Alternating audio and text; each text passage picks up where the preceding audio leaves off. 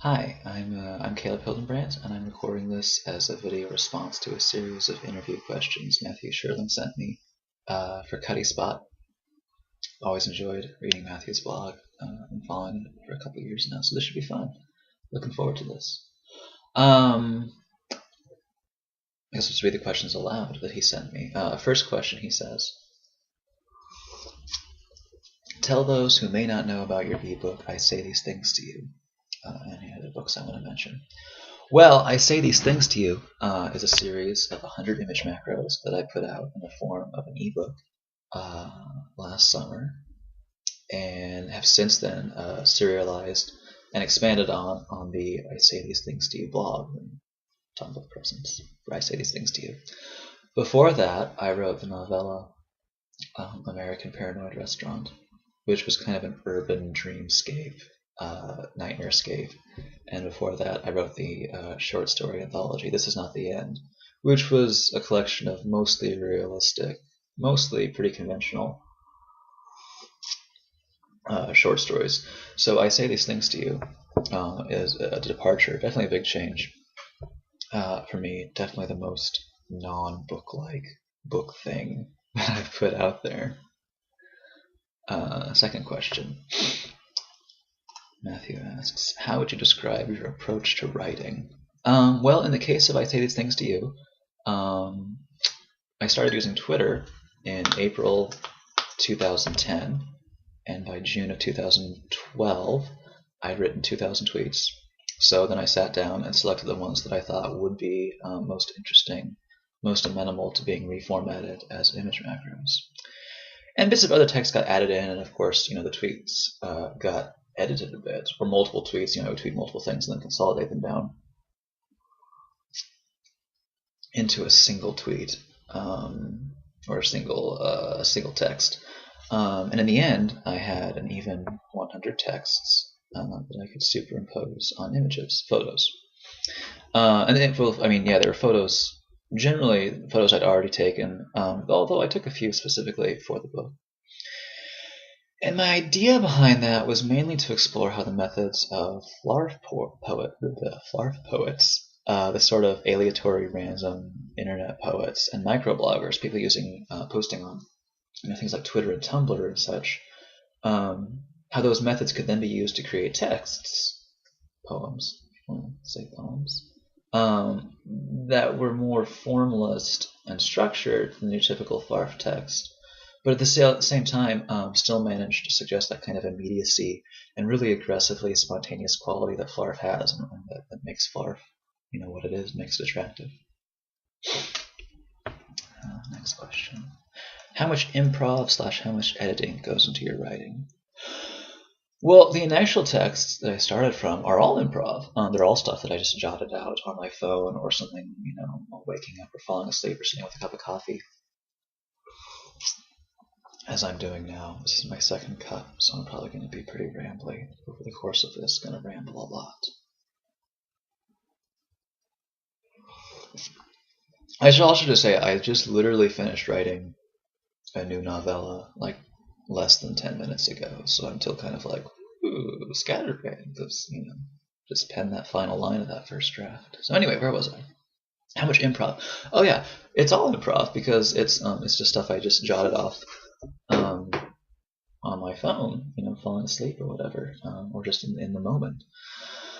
But the editing comes in large part from the process of deciding what image to combine with which text and how to format that text. So a major part of what I was trying to do with I Say These Things to You was to expand on the range of the flarf or alt-lit image macro, so that in the book, you're going to see image macros that are purely computer assembled, and others that are more like collages of typewritten, like actually writing on a typewriter text, or handwritten passages that I scanned and then superimposed. And even then, there's a range of choices that you can make within that. I used 2 different typewriters just because they had different feels. One typewriter felt more appropriate for one text, another typewriter felt more appropriate for a different text, depending on what the feel of that text was. Why, limit yourself purely to, the fonts or the look and feel of a purely computer-assembled text, which is what most image macros tend to be, purely assembled on the computer itself. without that kind of manual touch to it. And a lot of the editing was very, very meticulous in a way that probably, honestly, no one's going to notice. If for no other reason than the details, I'm working on these like giant, 12 megapixel, images. Could have blown most of these up, put them on a poster probably, they're big enough, and I'm just compressing it down to a PDF. So I'm talking about my minute like photo editing things, like just tweaking and like removing certain elements, because I'm like, oh, that whatever element in that photo, because it wasn't a composed photo, they're all just shot on the street or whatever. They weren't shot, mostly they weren't shot for the book. So there were certain elements that had to be edited out in a very meticulous fashion, which isn't going to be obvious to any reader. And for me, kind of lent the work almost a conceptual edge, and then I'm doing this sort of detailed editing of whatever kind, tweaking minute degrees of blur and contrast, and all those various photo editing parameters to get the images to look the way that I wanted. Which again flies in the face of what Flarf is supposed to be. And Flarf is supposed to be this aggressively spontaneous. It's supposed to consist of found text or found images with really minimal interference by the author/assembler. And here everything originates with me. It's all endogenous, the text and the images. And I'm taking a very careful approach to it while still trying to make it look immediate and spontaneous and intimate. So ultimately, hopefully, this gives it a kind of sincerity and artifice simultaneously. It's that that idea of like Coleridge, that poetry is emotion recollected in tranquility. So here I have all these emotional things that I said in the heat of the moment, but years ago, and they're now kind of like pinned beneath glass like a dead butterfly.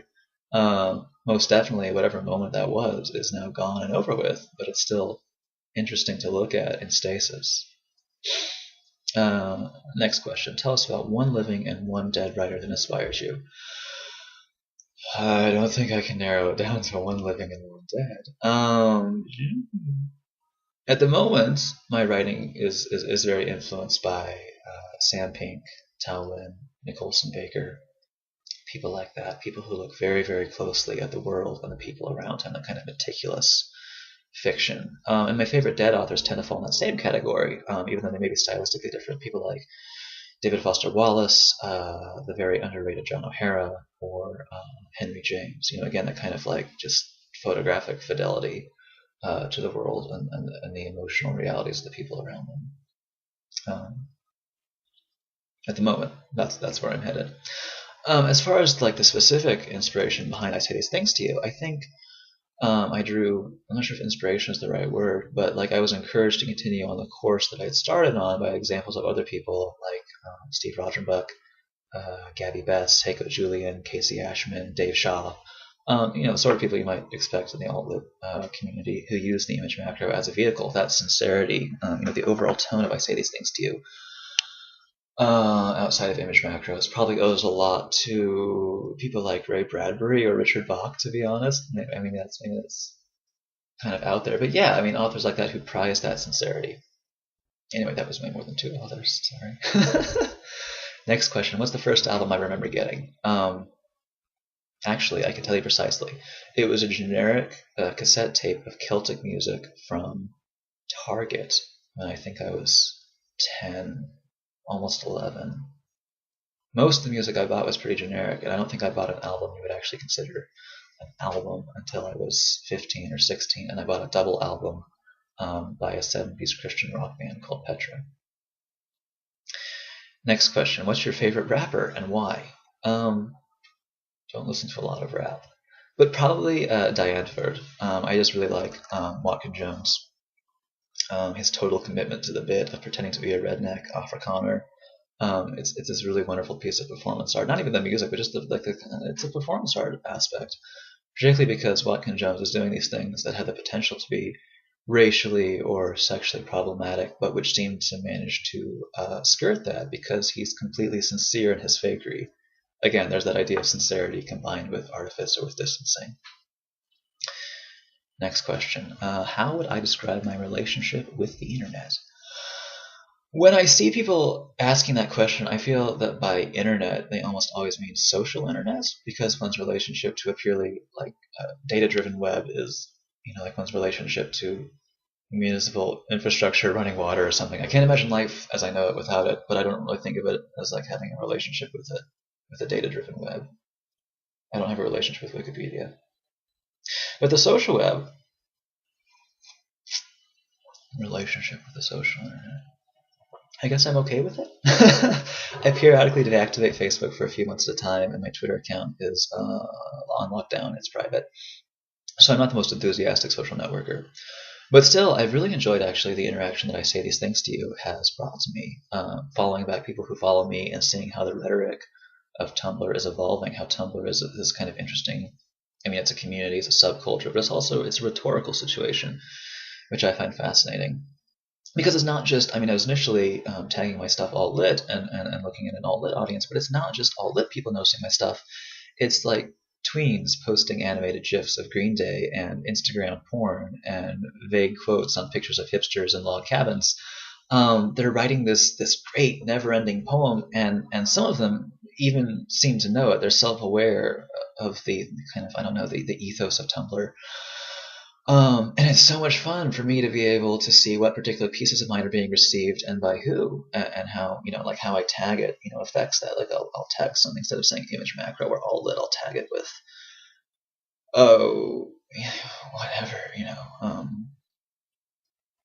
oddball terms that apply in ways that I don't expect, and seeing how people pick up on that is really fascinating. Different communities, different subcultures, kind of latching on to certain pieces. And that's why I think the Tumblr iteration of I Say These Things to You is as important or more important than the actual ebook. I mean, we tend to look at like the ebook as like the finished product, the static thing, and I finished the ebook before serializing it on Tumblr, but I think the Tumblr is much more interesting, because I started the Tumblr just as a way to promote the book, but it ended up being this paratext composed of tags and links and comments that's more engaging than the book itself and more ongoing and more open-ended, and which is continuing to ongo. Final question. What's my worldview in one sentence? That's a really big question. I'm not sure if it means like writing worldview or like worldview in general, but I'll tackle worldview in general. I've always liked, I think if I had to come back to like one line, one sentence, I've always liked the rhetorical question, which I guess I first heard as a child.